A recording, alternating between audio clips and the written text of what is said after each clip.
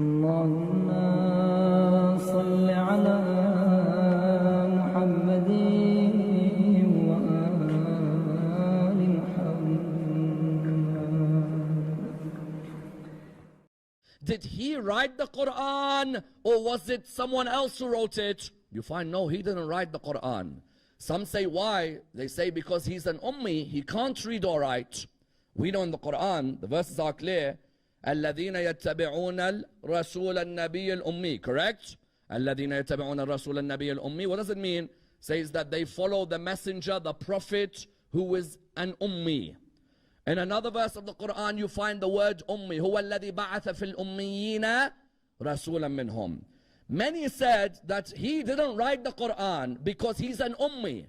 They said ummi means what? Ummi means that he can't read and write. No.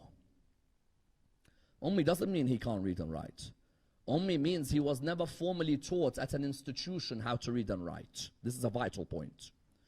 If you say Rasulullah can't read and write, there's a problem there. There's like, how am I following a man who can't read and write? Our holy prophet learned more languages than everyone in this hall and everyone in this world put together. Our holy prophet could read and he could write. Ummi doesn't mean he couldn't read and write. It means that he was never formally taught at an institution how to read and write. What's the difference? The difference is if you say he was taught at that school in Mecca and then he wrote the Quran, they'll turn around and say that's Muhammad's opinions, not Allah. They'll say Muhammad's written his own book and he studied at that school and his teacher must be the one at that school who gave him that knowledge. Allama al-Tabatabai has a phenomenal explanation for the meaning of the word ummi. He says, why do you think Allah would call his holy prophet ummi? For what reason? He says, a mother likes to see no one else but her bring up her child and educate her child. Likewise, Allah likes to see no one but him bring up and educate Muhammad. Correct? Allah subhanahu wa ta'ala, when he says my prophet's an ummi, doesn't mean he can't read and write. No one can ever say he was taught by anyone but me. Who taught him? I taught him. Why? Today, if you said Rasulullah wrote the Quran, people would turn around to you and say what? People would turn around to you and say, no way. That means that Muhammad, where did he study? You say he studied at Mecca University. Then who was his teacher? They'll say the person who taught him Arabic was this person. Everybody would turn around and say what? They turn around and that professor is the one who taught him about the Quran. Find out who that professor is. And then you'll realize who taught him the Quran.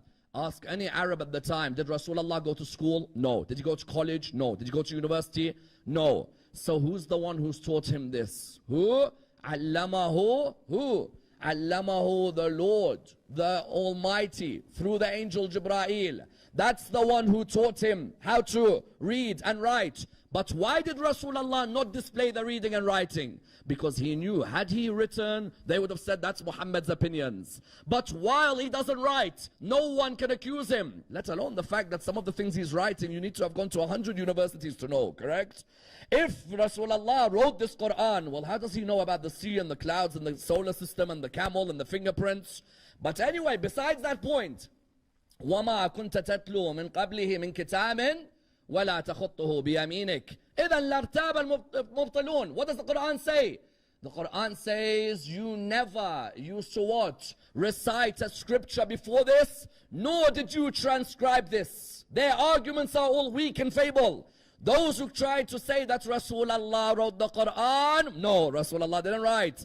Because he doesn't know? No, because they use an argument against him that Muhammad wrote it, that means it's Muhammad's opinions. No.